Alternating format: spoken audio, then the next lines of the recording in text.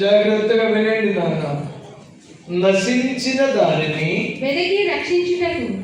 వెదకి రక్షించుటకు మనుష్య కుమారుడు వచ్చెనని అతనితో చెప్పెను.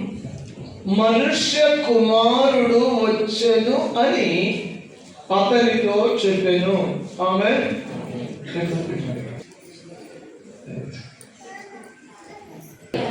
మంచిది, ఎక్కువసేపు చెప్పను. మనుష్య కుమారుడు వచ్చెనని అతనితో చెప్పాను. స్తోత్రం చెప్పండి. హల్లెలూయా. ఇక్కడ ఈ మాట ఎందుకు చెప్పబడింది అనేటువంటి విషయం మనకు తెలియాలి. నశించిన దానిని వెదకి, ఈ మాటను మీ మనస్సులో భద్రపరచుకోండి. నశించిన దానిని వెదకి రక్షించుటకు మనుష్య కుమారుడు వచ్చెను. ఆమేన్. హల్లెలూయా. ఈ వాక్య సందర్భం ఏంటంటే, యేసు ప్రభు సుబోధలు, స్వస్థతలు, అద్భుతాలు చేస్తూ గలిలయ, దెకపొలి, తూరు, సీదోను ప్రాంతములు సంచరిస్తూ ఈ యెరికో పట్టణంలోనికి వచ్చారు. హల్లెలూయా. సువార్త, సుబోధ చేసుకుంటూ మనుష్య కుమారుడు సుబోధన చేయడానికి, మనుష్య కుమారుడు సువార్త చెప్పడానికి, మనుష్య కుమారుడు దేవుని రాజ్యమును గురించి ప్రకటించడానికి ఆయన భూలోకానికి వచ్చి ఆయన సంచరిస్తూ ఉండగా యెరికో అనే పట్టణానికి వచ్చాడు. యెరికో పట్టణంలో ట్యాక్స్ కలెక్టర్ ఒక అతను ఉన్నాడు. అతని పేరు జక్కయ్య. ఆమేన్. హల్లెలూయా.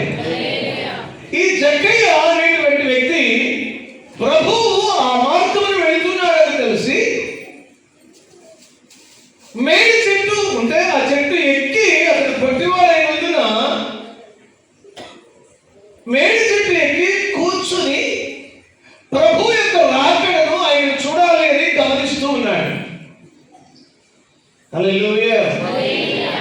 పొట్టివాడు అనేటువంటి మాటలో పాపిష్టివాడు అని అర్థం.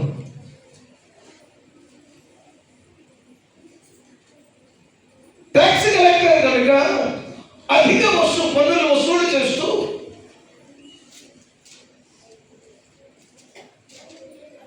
ఆ ట్యాక్స్ ని కలెక్ట్ చేస్తూ, వసూలు చేస్తూ, రూపాయికి 10 రూపాయలు అట్లా వేస్తూ ఆయన బహుధనవంతుడుగా ఉన్నాడు. మనకి కూడా కమ్మలు అనేటువంటి మాటలు మీరు వింటారు. రాజుల కాలంలో ఆంధ్రాలోకి వెళ్తే కమ్మతో చెట్లు అంటారు. అంటే ఏంటి? తాడి చెట్లను కమ్మ చెట్లు అంటారు.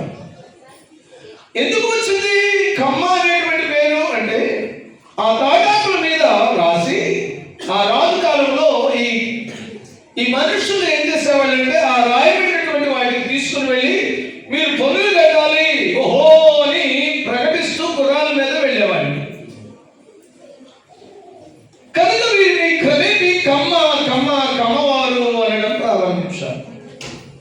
ఆ కమ్మవారే ఆంధ్రాలో ఎక్కువగా మనం చూస్తాం. ఎన్టీ రామారావు గారు వచ్చిన దగ్గర నుంచి వారిని చౌదరీస్ గారి రాసుకుని ధనవంతులైనటువంటి వారు ఆ విధంగా మార్పు చెందుతూ వచ్చారు. కమ్మలు ఎక్కువగా చాలా మంది, కమ్మారులో ఎక్కువ మంది లేబర్ కమ్మారు ఉంటారు. మీకు తెలుసో తెలియదు. సో కమ్మ ఉన్నవాడు లేబర్ అయినా కానీ కొంచెం బయట రంగంలో సోదరే చెప్తాడు, మనకు తెలిసిన విషయాలే. లేబర్ కమ్మాళ్ళే ఉంటారు. వాళ్ళు ఈ కమ్మలు రాసినటువంటివి ట్యాక్స్ కలెక్ట్ చేయడానికి వారికి ఇచ్చి ఆ రాజు పంపిస్తే వాళ్ళ గుర్రం మీద వెళ్ళి ప్రకటిస్తూ ఆ వసూలు చేసేటువంటి వాడు. వీరిని ఇదే వృత్తి కలిగినటువంటి వాడు పొట్టి జక్కయ్య, ట్యాక్స్ కలెక్టర్. ఈ ట్యాక్స్ కలెక్టర్ వసూలు చేయడం ఒకటికి 400గా వేసి వసూలు చేసేవాడట. పాప భీతి లేనటువంటి వాడు, దోచుకోవడమే బలవాదుగా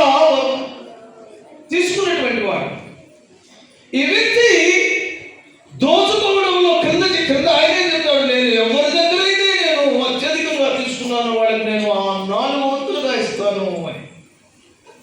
ఆమేన్. హల్లెలూయా. హల్లెలూయా. ఇక్కడికి రావడం ప్రారంభించారు. ప్రభువుని చూడడానికి ఆయన బలహీనుడు కనుక చెట్టుకి కూర్చుని చూస్తా ఉన్నాడు. యేసు ప్రభు ఆధారనే వస్తూ ఉన్నారు. యేసు ప్రభు జక్కయ్య రక్షణ పొందుతాడని తెలుసు. చప్పట్లు కొడితే దేవుని హల్లెలూయా. యేసు ప్రభు ఆధారణ వస్తూ ఉండగా అతను హృదయ ఆలోచనలు ఎరిగినటువంటి వాడై దేవుడు అతని దగ్గరికి వచ్చి నిలిచిపోయాడు. ఆమేన్.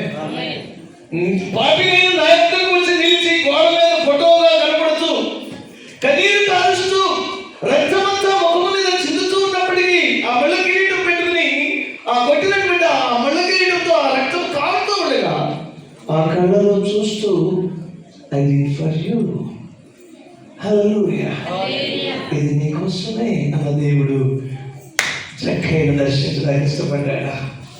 హల్లెలూయా, హల్లెలూయా, హల్లెలూయా. జక్కయ్య అని పిలువగానే ఆయన ఎంత పులకించిపోయి ఉంటాడో. ఆమె దేవుని స్వరం మేఘాలను వంచగలిగినది. దేవుని స్వరం భయంకరమైన చెట్లను వృక్షములను కూడా, అసలు చెట్లు వంచడమేంటి? అది మన శ్రమలను గురించి దేవుడు ఆ మాట అన్నాడు. కానీ ఆయన ఊరికి ఊపిరి ఊదితే సముద్ర అగాధములు కదులుతాయి అన్నాడు. చెట్లు అవ్వడం ఏంటి అంటే మన కోసం రాశాడు. ఆ పాపిష్టి వాళ్ళైనటువంటి జీవితాలు పునీతంగా మార్చబడతాయని చెప్పడానికి ఆ మాట పాడాడు తప్ప దేవుడికి సంబంధించినది కాలేదు. దేవుడికి చెట్లు అవ్వడం ఏంటి? ఆయన స్వరం లెబానోను చెట్లు, అసలు లెబానోను చెట్లు ఏంటి? ప్రపంచమే దృశ్య విశ్వమే ఆయన ఊపిరి వదిలితే కదిలిపోతాయి. ఎందుకంటే ఆయన సృష్టికి కర్త కనుక. హల్లెలూయా. ఎప్పుడైతే నిలిచి జక్కయ్య అన్నాడు, ఓ అతని హృదయాల్లో కనుపరిచింది ఉంటాయి. చెట్టు దిగు, నేను నీ ఇంట వండవలసి ఉన్నది. చదివే దేవుడు అయిపోతున్నాడు. నేను నీ ఇంట ఉండవలసి ఉన్నది. ఓ హల్లెలూయా, హల్లెలూయా. చూడండి, కిందకి రండి. అతను త్వరగా సంతోషంతో ఆయనను చేర్చుకోలేను. అందరి వరకు చూచి మెల్లిగా ఇంకొంచెం మెల్లిగా ఈయన మనిషి యొక్క బస చేయ వెళ్ళనని చాలా చదువుకునేది. ఇది జక్కయ్య కథ. ఎవరు చెబుతున్నారు ఈ సాక్ష్యం? ఎవరు చెబుతున్నారు ఈ సాక్ష్యం? చదివేవుగా ఎవరు? తీసుకురావు. కొంచెం వెళ్ళి అక్కడ చేయగా ప్రజలు ఇస్తున్న సాక్ష్యం ఏంటంటే, వీడు మమ్మల్ని దోచుకున్న దొంగోడు. ఈ దొంగోడితో దేవుని యేసు ప్రభు సహవాసం ఏంటి? హల్లెలూయా. మా ఆస్తి దోచుకున్నాడు ఈ దొంగ. ఈ దొంగతో ఈయన సహవాసం ఏంటి అని అక్కడ ఉన్నటువంటి వాళ్ళు చదువుతున్నారు. ఈ మాట అక్కడ మూలవాక్యం, అది హైలైట్. అక్కడ ఉన్న ప్రజలు యేసు ప్రభు ఇతనితో మాట్లాడడం, ఇతను తీసుకురావడం, ఇతను ఇంట్లో చేర్చుకోవడం బట్టి అక్కడ ఉన్నటువంటి ప్రజలు ఏం సాక్ష్యం ఇచ్చారు చెప్పాలి.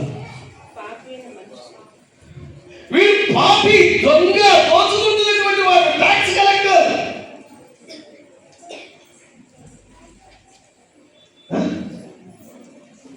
అని అతనిని గూర్చి ఈ దొంగలు ఆ దొంగల గూర్చి సాక్ష్యం ఇస్తున్నారు. నీతిమంతుడు లేడు, ఒక్కడు లేడు. నీతిమంతుడు లేడు, ఏకముగా దేవుని దయను పొందలేకపోతున్నారు అన్నాడు. హల్లెలూయా. ఇప్పుడు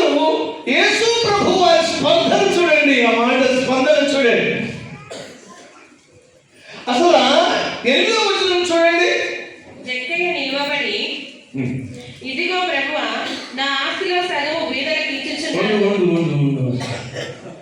ఎవరేమన్నారు? నీ ఆస్తి ఎవరేమన్నాడు? నీ ఆస్తి ఎవరేమన్నారు? నీ ఆస్తి ఎవరేమన్నారు? దేవుని స్వరం అదంతే. చెప్పండి, దేవుని మహిమపరచుగా. దేవుని స్వరం ఒక వ్యక్తిని దర్శిస్తే లోపల నుండి వాడి పాప స్వభావం బయటకు వస్తుంది. దేవుడు దర్శించకపోతే అసలు ఏం పడదు. దేవుడు దర్శిస్తే అతని పాప స్వభావం బయటకు వచ్చి పశ్చాత్తాపం, దైవ చిత్తమైన దుఃఖం కలుగుతుంది. అదే మారు మనస్సు. ఆమేన్. హల్లెలూయా.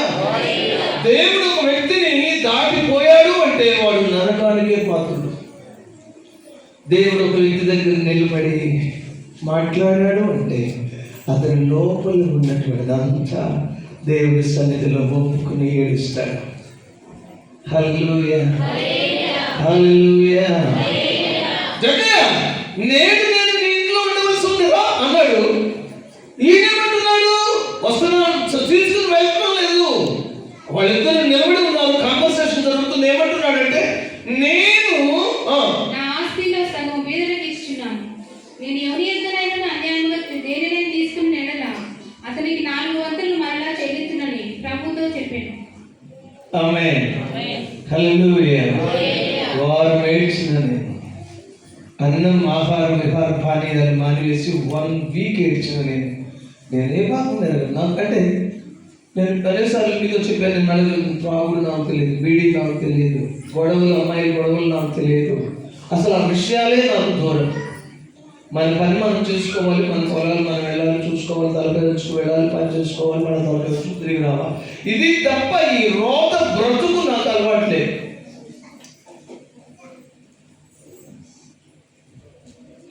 వన్ వీక్ ఏడ్చిన ఇది నీకోసమే అనే మాట నా హృదయాన్ని పగలగొట్టేసింది. అలాగే జక్కయ్య, పాపి అయిన రామారావుని ఎలా మార్చిందో దేవుని స్వరం, పాపి అయిన జక్కయ్యను మారుస్తుంది దేవుని స్వరం. నేను నీ ఇంట ఉంటానన్న మాట, నువ్వు నా ఇంట్లో ఉండటమా? అంత పరిశుద్ధుడు లేనిటువంటి వాడు, పాపం లేని వాడు, అద్భుత హక్కాన్ని సూచనలు చేస్తున్నటువంటి నీవు నా ఇంట, పాపి ఇంట ఉండడం అని ఆయన ఏడవడం ప్రారంభించాడు. ఇది నిజమైన మారు మనస్సు. హల్లెలూయా, హల్లెలూయా. ఇది నిజమైన మారు మనస్సు. తను తాను పరీక్షించుకుంటా. ఆమేన్. హల్లెలూయా, హల్లెలూయా. ఎప్పుడైతే ఏడవడం ప్రారంభించాడో, ఏడుస్తున్నాను. ఎవరి ఎంత నిర్ణయం తీసుకుంటే వాళ్ళకి 4 వంతులు ఇచ్చేస్తా. ప్రజలు అనుకుంటున్నారు, ఇటువంటి పాపిస్తూ వాళ్ళని కూడా చేర్చుకుంటాడేంటి? అప్పుడు ప్రభువు మాట్లాడిన మాట చూడండి. అందుకు యేసు ఇతడును అబ్రహాము కుమారుడే. ఆమేన్. హల్లెలూయా. ఈ మారు మనసు పొందే వాళ్ళందరూ ఎవరట? చెప్పండి, దేవుని మహిమపరుస్తారు. హల్లెలూయా, హల్లెలూయా. ఈ మారు మనసు పొందే వాళ్ళందరూ కూడా అబ్రహాము సంతానం. అంటే వీళ్ళు జగత్తునాది వేయబడక మునిపే క్రీస్తులో ఏర్పాటు చేయబడిన జనాంగము. ఆమేన్. హల్లెలూయా. మనం దిక్కు లేని వాళ్ళం కాదు, మన జస లేని వాళ్ళం కాదు, మన ధనం లేని వాళ్ళం కాదు, మన చదువు లేని వాళ్ళం కాదు. మనము వాగ్దాన సంతానం, అబ్రహాము నుండి దేవుడు ఏర్పాటు చేయబడిన ఆ వరుసలో వస్తున్నటువంటి ప్రజలను. లేకపోతే దేవుని యొద్దకు రారు. ఆమేన్. రమ్మంటే రాదు. నువ్వు ఎవరికి కావాల్సిన మతం మారుస్తున్నాడు, తాగుపోతాడు, నువ్వు పిల్లలు పనికిరావు. నువ్వు తాగి సెర్చ్ చేస్తే పిల్లలు పారిపోతారు, నీ భార్య పనికిరాదు, గడవడం కొరిగిపోతుంది, నీవు నీ ఇంట్లోకి పనికిరావు. మరి నేనేం చేసుకుంటావు? నేను గుట్కాలు వెళ్ళేవాడిని, తాగుపోతాడు, తిరిగిపోతాడు, ముందర ముట్టాకోవాడిని, పనికి మారినవాడిని, క్రైస్తవులు మేమేం చేసుకుంటాం? మనం ఏం చేసుకున్నాం? నీ ఇంట్లోకి నువ్వు పనికిరావు, మాకెందుకు రా? నువ్వు నీ బ్రతుకు మార్చడానికి యేసు ప్రభు వచ్చాడు. చప్పట్లు కొట్టి దేవుని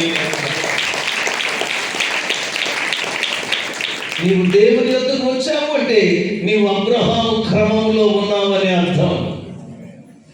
నీవు దేవుని వారసత్వంలో నీకు ఏర్పాటు చేయబడింది. దేవుని ఆస్తిలోనికి నీవు వారసుడివి.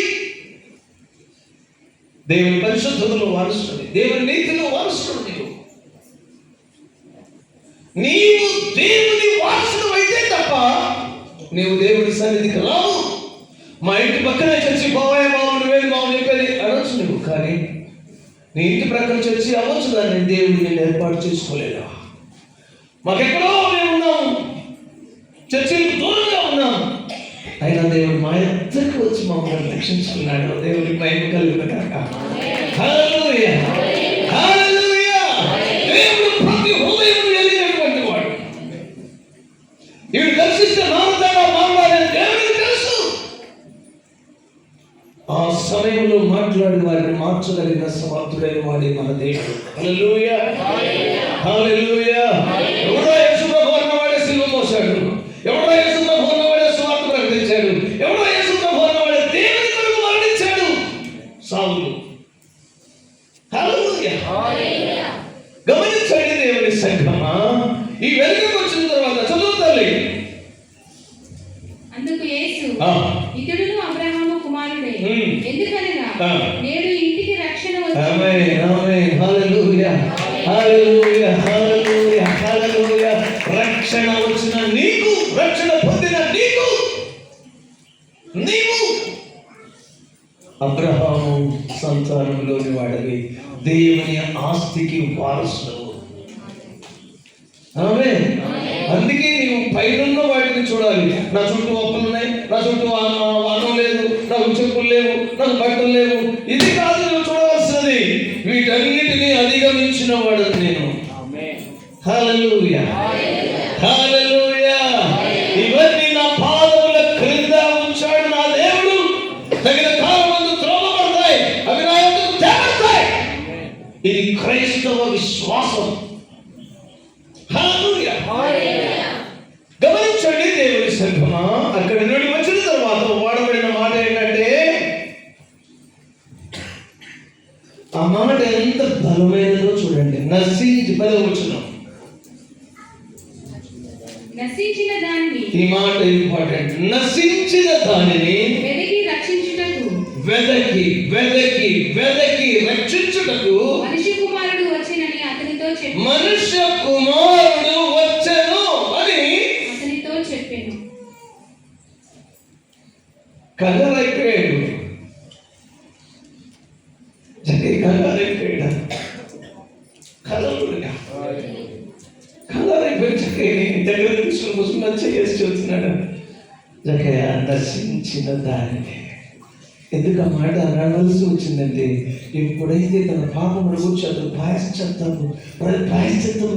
పశ్చాత్తాపడ్డాడో వెంటనే దేవుడు అతను ధైర్యపరుస్తున్నాడా? ఆమేన్, హల్లెలూయా, హల్లెలూయా. జకయ్య వీళ్ళందరూ సంగతి పక్కన పెట్టి కానీ నశించిన దానిని, ఎవరైతే నేను ఆయనను అని గుర్తిస్తారో ఆ వ్యక్తులను వాడు ఎంత పాపిష్టివాడైనా వాడిని రక్షించడానికి నేను మనుష్య కుమారుడు వచ్చెను. హల్లెలూయా, హల్లెలూయా. నశించిన దానిని వెదకి రక్షించుటకు దేవుని కుమారుడు కాదు ఇక్కడ వాడిన మాట, మనుష్య కుమారుడు వచ్చెను. దేవుడు వచ్చెను అంటే ఆయన ఎక్కడో ఉన్నాడు. ఎలీషా కదా అన్నాం అనుకో, గంపగా వచ్చావు అంటే ఇక్కడి నుంచి వచ్చావా? ఎక్కడో ఉన్న వ్యక్తిని పిలిచాను, పిలిచిన వ్యక్తి వచ్చాడు. ఆమె అంటే ఈ మనుష్య కుమారుడిగా వచ్చను అంటే సృష్టికర్త అయిన దేవుడు మనుష్య కుమారుడుగా పుట్టకపోతే మనుషులకు పరిచర్య చేయడం కుదరదు. మన కొడుకు పుట్టకపోతే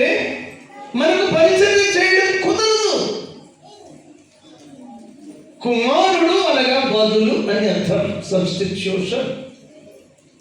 బదులు అనగా ఇతడు తండ్రి చనిపోయిన తర్వాత తండ్రి యొక్క కుటుంబ బాధ్యత బరువును భరించగలిగిన వాడే కొడుకు. అది దానికి కరెక్ట్ మీనింగ్. ఈ తండ్రి చనిపోయిన తర్వాత ఆ కుటుంబ బరువు బాధ్యత తన భుజస్కంధముల మీద వేసుకుని భరించగలిగినటువంటి వాడే కుమారుడు. స్తోత్రం చెప్పండి. హల్లెలూయా. మేము ఆసం గారు నేను కలిసి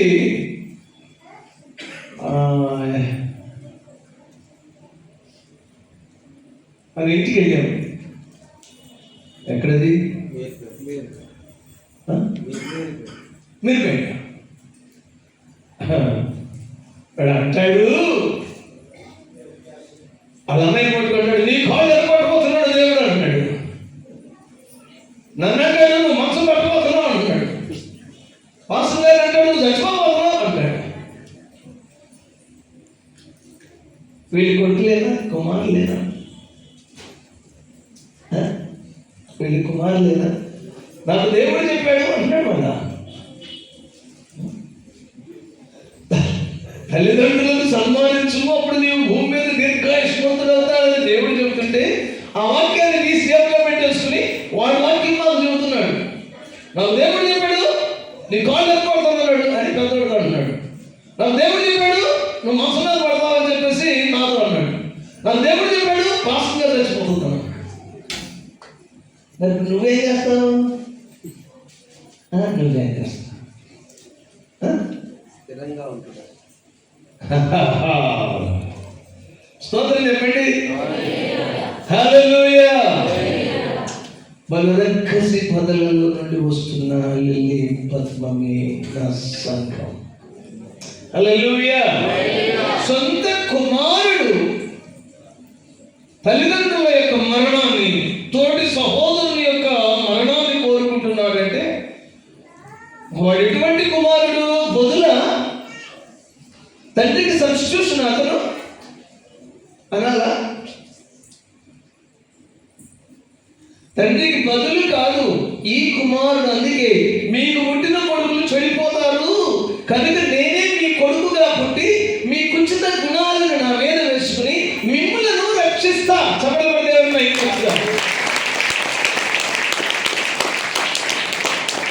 ఈ పుట్టిన ఈ శరీర సంబంధముగా పుట్టిన కుమారులు చెడిపోయారు, బలహీనులయ్యారు, సాతాను చేతిలో నలిగిపోతూ ఉన్నారు. వారి వారి వ్యాపకాల్లో కృషించిపోతూ ఉండగా దేవుడు చూచి చూచి చూచి వీళ్ళ వల్ల ఉపయోగం లేదు, నేనే వాళ్ళ కొడుకుగా పుట్టి వారిని ఉద్ధరించాలని ఆయనే మనుషులకు కుమారుడుగా భూలోకానికి రావడానికి ఇష్టపడి ఇదిగో మనుష్య కుమారుడుగా వచ్చి పరిచర్యలు చేస్తూ ఉన్నాడు. సుబోధలు చేస్తున్నాడు. కుష్టు వాళ్ళని ముట్టుతున్నాడు, కుంటి వాళ్ళని బాగు చేస్తున్నాడు, ముక్కు చెవిడి ముక్కును బాగు చేస్తున్నాడు, కుష్ఠవ్యాధి వస్తువులను బాగు చేస్తున్నాడు. ఈ విధమైన పరిచర్యలు చేస్తూ ఉన్నాడు దేవుడు. దేవుడు అనకూడదు, అప్పుడు కొడుకు అని చెప్పాలి. మనుషులకు కొడుకుగా పుట్టిన వ్యక్తి ఆయన కొడుకుగా పుట్టకపోతే పరిచర్య చేయడం కుదరదు, సువార్త చేయడం కుదరదు, సుబోధ చేయడం కుదరదు, స్వస్థపరచడం కుదరదు. కనుక దేవుడు మన కొడుకుగా భూలోకమునకు పుట్టి మనకు పరిచర్య చేస్తున్నాడు. హల్లెలూయా. ఈ కొడుకులు కాదు, ఈ కొడుకులు చెడిపోతారని ఆయనకు ముందే తెలుసు. అందుకంటాడు, నేను అంతకు ముందు ఆయనకు ముందు కొంతమంది ప్రవక్తలను దేవుడు పంపారు కానీ వాళ్ళు ఎవరు నిలువలేకపోయారు అన్నాడు. దేవుడే మన కొడుకుగా భూలోకానికి రావడానికి ఇష్టపడ్డాడు. అసలు మన ధైర్యం ఏంటంటే యేసు ప్రభు నా కొడుక నువ్వు చూసేదండి, ఏదో చూసేది సూత్రం చేయడం ఏంటో చూసేది. దేవుడే నా కొడుకుగా ఉండి సమస్తాన్ని చూడడానికి ఆయన ఇష్టపడి ఆయన వస్తే నీవు నన్ను చూసేదండి అన్న పెట్టాడ పెట్టమని. ప్రతి బిడ్డను జాగ్రత్తగా వినండి, ప్రతి బిడ్డను జాగ్రత్తగా వినండి. తల్లిదండ్రులకు మీరు చూడకపోయినా పర్వాలేదు, వారిని నమ్మిన దేవుడు వారి కొడుకు కనుక ఆయన చూస్తాడు. హల్లెలూయా. హల్లెలూయా. చూసేది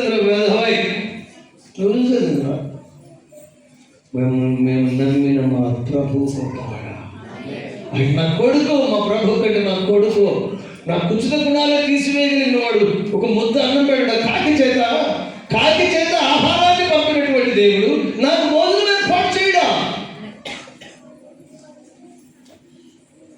హల్లెలూయా.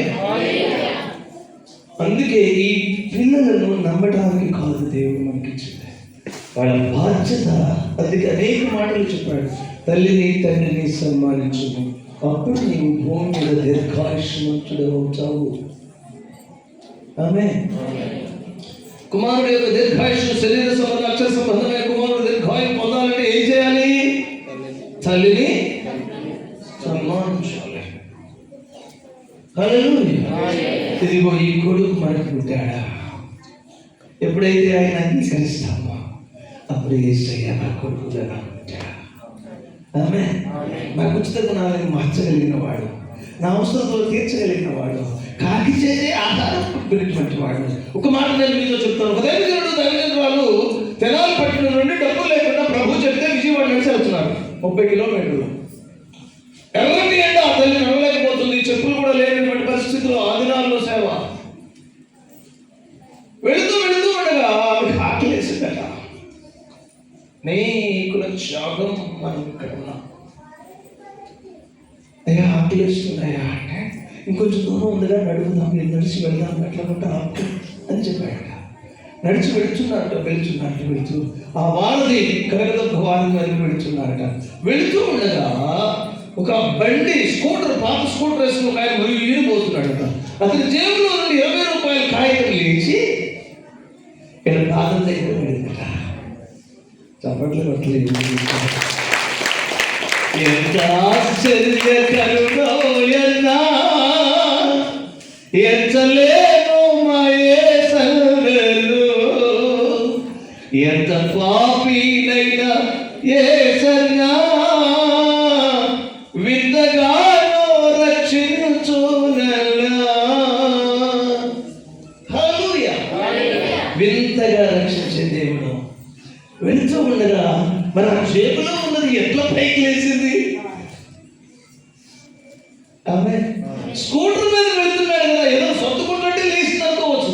స్కూటర్ మీద వెళ్తున్నటువంటి వ్యక్తి జేబులో నుండి 20 రూపాయలకు ప్రాణం వచ్చింది. చూడండి,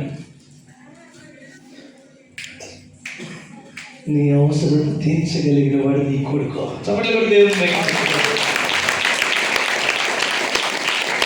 యేసు ప్రభు కొడుకుగా ఉంటే ఆ వ్యక్తి ఏ విషయంలో కూడా భయపడదు, ఏ విషయంలో కూడా లోబడదు. హల్లెలూయా. అన్నాడు, ఏది ధైర్యం? ఎవడు నా ధైర్యం ఏంటి అడుగుతా పెట్టి, నా ధైర్యం నా ప్రభువే. హల్లెలూయా. ఉపవాసంలో ధైర్యం, పేదరికంలో ధైర్యం, వస్త్రహీనతలో ధైర్యం. పిలిచిన వాడు నమ్మదగిన దేవుడు, నమ్మదగిన కొడుకు. ఆయన చూసుకుంటాడు, ఆయన కష్టపడతాడు, ఆయన నాకు నన్ను ఫీడ్ చేస్తాడు, సహాయం చేస్తాడు. ఆమేన్. ఆ కొడుకుతో నీ సహవాసం జాగ్రత్తగా ఉండాలి. ఆమేన్. హల్లెలూయా. ఆ నీ కొడుకు నీకు ఎల్లప్పుడూ ఉండేవాడు. వీడు ఉంటాడు పోతాడు, 2 సంవత్సరాల తర్వాత ఆ కొడుకు నీకు ఇహపరములో చాలినటువంటి వాడు, ఇహలోకంలో చాలినవాడు, పరలోకంలో చాలినవాడు, ఇహ పర ఆశీర్వాదములకు కారకుడు ఆ నీ కొడుకు యేసు. హల్లెలూయా. పనులు లేవు. ఏంటి ధైర్యం? ఇచ్చే దేవుని యొక్క మనసు ఎరిగినటువంటి దైవ సేవకుడు, ఇచ్చే దేవుని యొక్క మనసు ఎరిగినటువంటి విశ్వాసం నీతో చూపి ఇస్తాడు. భయపడగా ఏంటని ధైర్యం? మేము ఎరుగుదము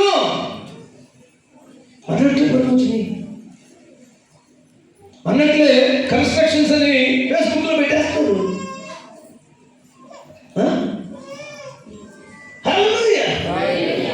ఎంత నమ్మదగిన దేవుడు, ఎంత నమ్మదగిన వాడు నీ కొడుకు. ఆ కొడుకు నీకు లేకపోతే అన్ని కష్టాలే. ఈ కొడుకు చూడరు, వాడు చూసేదేమో. ఈ కొడుకు ఏమైపోయాడు? రామబిడ్డ కొడుకు ఏమైపోయాడు? విడిచిన కొడుకు ఏమైపోయాడు? ఉల్లుగారు వచ్చిన కొడుకు ఏమైపోయాడు? మనకు శ్రమ భోజన కొడుకు ఏమైపోయాడు? పుట్టడానికి తల మార్చడానికి స్థలం లేకుండా జీవించిన కొడుకు ఏమైపోయాడు? నేర్చుకోవాలి. హల్లెలూయా. నా కొడుకా నాతో నువ్వు ఉన్నావు చాలా, నా కొడుకా నువ్వు నాతో ఉన్నావు చాలా. ఎవరు అంటున్నాం మనం? సృష్టికర్త అయిన దేవుడిని కొడుకుగా మన్నించిన బిడ్డ ఇంత అంటున్నాడు, నా కొడుకు నువ్వు ఉన్నావు నాకు రాలేదా? ఆమేన్. హల్లెలూయా. నువ్వు ఎందుకు పెడతావా? నా పోలీసులు విరిగిపోను, నీకు వాళ్ళు విరిగిపోను అని కొడుకులు తిడతాం. వాడు తిడతా ఉంటాడు, వాడు దంతా ఉంటాడు, వాళ్ళు అంటా ఉంటాం, మనం దంతా ఉంటారు. కానీ ఈ కొడుకు అలాంటి వాడు కాదా? ఈ కొడుకు అద్భుతమైన కొడుకు. నీ కోసం నీ బాధను భరించిన వాడు, నీ కొరకు నీ వ్యాధిని భరించిన వాడు, నీ కొరకు నీ వ్యసనాన్ని భరించిన వాడు, సువార్త సుబోధ స్వస్థతల ద్వారా నీకు పరిచయం చేయడానికి దేవుడు మనిషి కుమారుడుగా రాకపోతే పరిచయం కుదరదు. ఈ పరిచయం ఈ వీళ్ళు చేయాలి, వీళ్ళు చేయదని దేవుడికి తెలిసి ఆ పరిచయం చేయడానికి దేవుడే నీ కొడుకుగా వచ్చాడు. చెప్పండి, దేవుడిని ఆయన నీ కొడుకు మరవవద్దు, ఆయన నీ కొడుకు మరవవద్దు. హల్లెలూయా, హల్లెలూయా. అంత మాత్రమే కాదు, ఈ పరిచయం ఒకే అయితే దీనికంటే ఉన్నతమైనటువంటిది ఊర్ధ్వలోకాన్ని పోగొట్టుకున్నాం, ఉన్నతలోకాన్ని పోగొట్టుకున్నాం, పరిశుద్ధతను పోగొట్టుకున్నాం, దేవుని స్వరూపాన్ని పోగొట్టుకున్నటువంటి మనలను మనం తిరిగి దేవుని స్వరూపం ఇచ్చి దేవుని రాజ్యం ఇవ్వడానికి ఆయన మరణించవలసి వచ్చిందా? ఇది ఆ కొడుకు చేసిన పరిచర్య.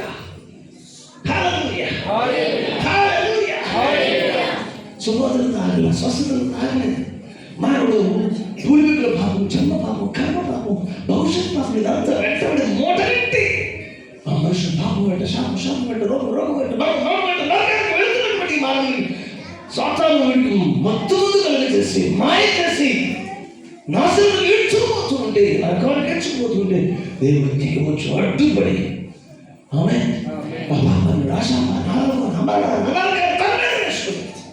నరక శిక్ష అనుభవించి ఇదిగో ఈ బిడ్డలను ఆయన విడిపించాడా? ఈ బిడ్డలను ఆయన విడిపించాడా? విడిపించబడిన ఈ బిడ్డలే దేవుని రాజ్య వారసులు. హల్లెలూయా. ఇంకా ఎవరైనా దేవుని దూరంగా ఉండి ఇంకా ఏదో దేవుడు మా ఆంజనేయుడు గొప్పడు, మా ఇంకో దేవుడు గొప్పడు, ఇంకొక దేవుడు. నేను ఆంజనేయుడు బొమ్మ బిళ్ళ వేసుకుని తైకి కట్టుకుని వెయిట్ లిఫ్ట్ లేచిన వ్యక్తిగా నేను చెప్తున్నాను. కాలేజీ వెయిట్ లిఫ్ట్ 83లో నేను. హల్లెలూయా, హల్లెలూయా. గమనించండి దేవుని సంగతి. దేవుడు నీకు కొడుకుగా పుట్టాడా? నీ కొడుకు ఎవరు పుట్టినా ఎవడున్నాడు లేకపోయినా ఆయనను దూరం చేసుకుంటే నీవు కష్టం అనుభవించవలసి వస్తుంది, విడిచిపెట్టబడతావు, నరకాన్ని అనుభవించబడతావు, దేవుడు లేని స్థలానికి వెళ్ళవలసి వస్తుంది. దేవుడు లేని స్థలానికి వెళ్ళవద్దు. ఇంకా దేవునికి దూరంగా ఇంకా రేపు పొందుతాం. ఆ రేపు ఎప్పుడు యేసుప్రభువు నీ కుమారుడు అంగీకరిస్తాము అంటే నా మాట విని, యోహాను సువార్త 5వ అధ్యాయం 20వ వచనం చదవండి. నా మాట విని నన్ను పంపిన వారి యందు విశ్వాసం ఉంచువాడు నిత్య జీవము కలవాడు. చూడండి ఆ మాటని చూడండి. యోహాను సువార్త 5వ అధ్యాయం ముగించేద్దాం.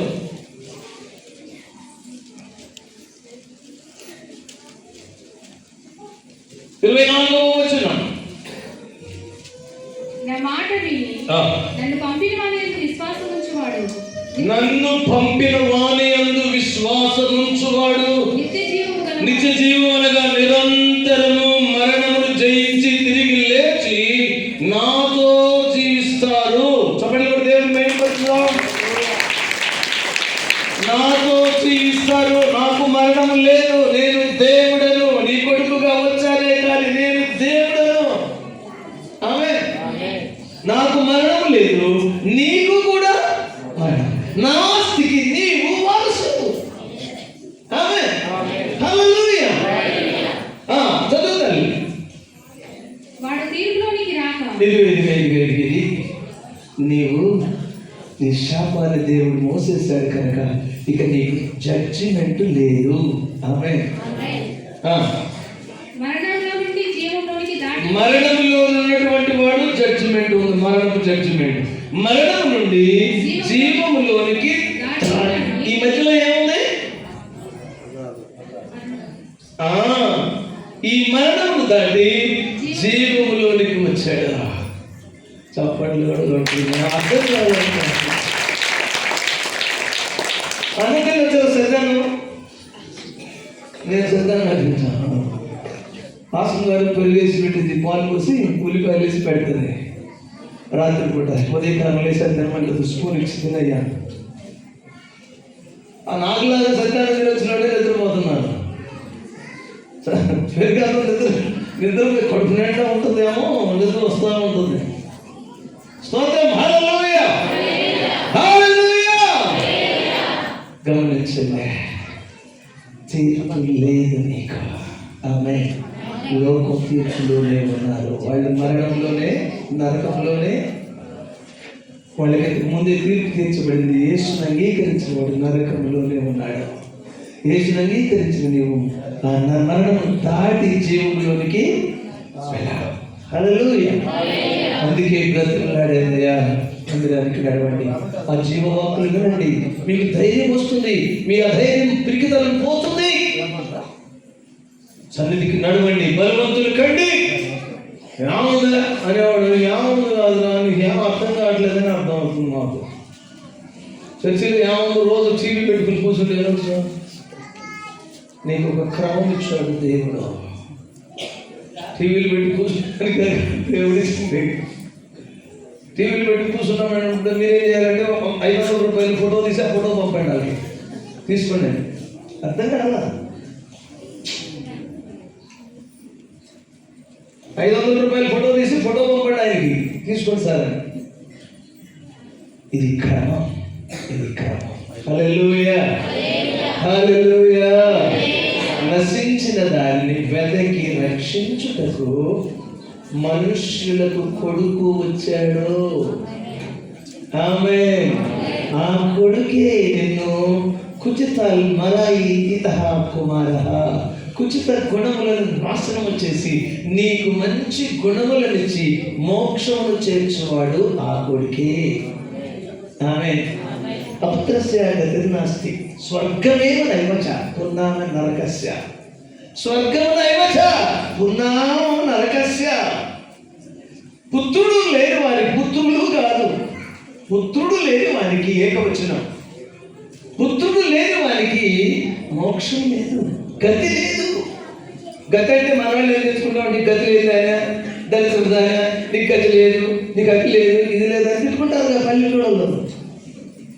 తీసుకోండి, ఇది చూడండి అమ్మ, కొంచెం స్తోత్రం చెప్పండి. గతి అనగా మోక్షము. హల్లెలూయా. అంటే మోక్షము లేదు.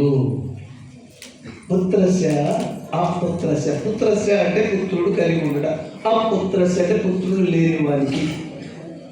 అపుత్రస్య గతిర్నాస్తి, నాస్తి అనగా లేదు. స్వర్గమేమో నైవచ, స్వర్గము అసలు నీకు ఉన్నామ నరకస్య, నరకమే నీ గతి. ఆ కొడుకే ఈ దినం అందరూ ప్రపంచమంతా ఏర్పాటు చేసుకుని సంతోషిస్తున్న కుమారుడు యేసు క్రీస్తు జన్మదినం. చప్పట్లు కొట్టి ఇంకొకటి దూరం చేసుకోకండి. ఈ పుట్టిన కొడుకులు పెట్టినా పెట్టకపోయినా నన్ను ఎందుకు కన్నా అంటాడు. నువ్వు పెట్టకపోతే నన్ను ఎందుకు కన్నా అంటాడు. నీకు చెప్పి కన్నా అంటాడు తల్లిదండ్రులు. ఒరే మీ అమ్మని దగ్గరికి నేను వెళ్తున్నాను, ఒరే నేను అంటాను అని చెప్పి నీకు చెప్పి కనాలంట, వెళ్ళాలంట మనం.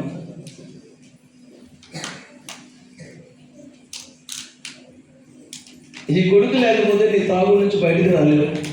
ఈ కొడుకు లేకపోతే నీ మూర్ఖపత్మ ఆత్మ నుంచి బయటకు రాలేవు. ఈ కొడుకు తన సాఫ్ట్నెస్ ద్వారా నిన్ను మార్చి నిన్ను తన రాజ్యానికి వారసులుగా చేయగలిగినటువంటి ఈ కొడుకే క్రిస్మస్లో పుట్టినటువంటి వాడు. ఇదే క్రీస్తు యొక్క ఆరాధన. అందరం లేచి నిలబడదాం. స్వీట్స్ వచ్చాయా?